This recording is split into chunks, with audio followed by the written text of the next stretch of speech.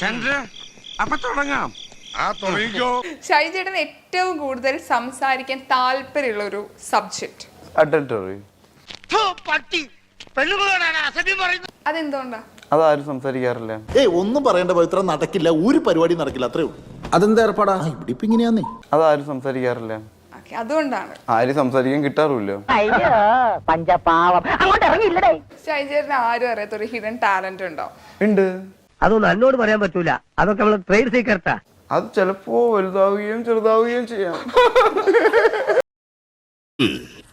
അങ്ങനെ ചിന്തിക്കാൻ പോലും പാടില്ല.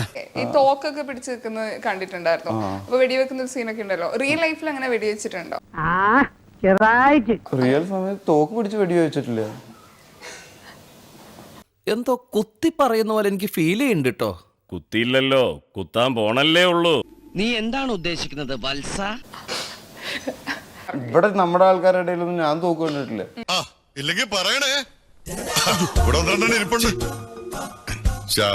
പിന്നെ അങ്ങനത്തെ വെടിവെക്കേണ്ട അവസരങ്ങളിൽ ഈ തോക്ക് അന്വേഷിച്ചു പോലല്ലോ പണി.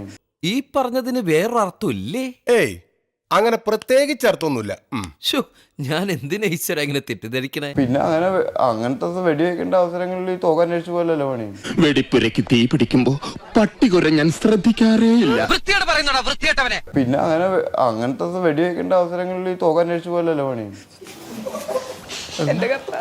ഏത് ഗതികെട്ടനെ ശകനം കണ്ടോണ്ടാണ് ഇറങ്ങി പുറപ്പെട്ടത്. ഷൈൻചേട്ടന് ഏറ്റവും കൂടുതൽ പേടിയുള്ള ഒരു കാര്യം എന്താ ഷൈൻചേട്ടാ? ലൈഫിൽ ഏറ്റവും കൂടുതൽ പേടിയുള്ള കാര്യം? വെടിവെക്കാൻ പോണ സമയത്ത് ഉണ്ട തീർന്നു പോകുന്നു. രണ്ടാളും തന്നെത്താൻ വെടിവെച്ചങ്ങ് ചാവും. അല്ല, ഒരാള് വെടിവെക്കാനായിട്ട് എന്റെ വീട്ടിൽ മാത്രമല്ല, നിന്നെ കൊടകി ഏരിയ പോലും കണ്ടുപോരുത്. കാമാന്തക, കാമപ്രാന്ത, കാമരാക്ഷസ, കാമപിശാച, കാമരാജ യൂണിവേഴ്സിറ്റി അണ്ടകടാക.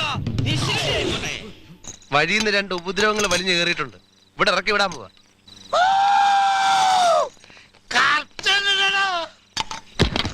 ഇനി ഞാൻ ഇവിടെ നിന്ന് ഡയലോഗ് പറഞ്ഞ് കരഞ്ഞു. അതുകൊണ്ട് ഞങ്ങൾ ഞങ്ങളുടെ കൂട്ടക്കരച്ചിലിന് പോട്ടെ. എല്ലാരും ഇങ്ങോട്ട് പൊന്നല്ലേ.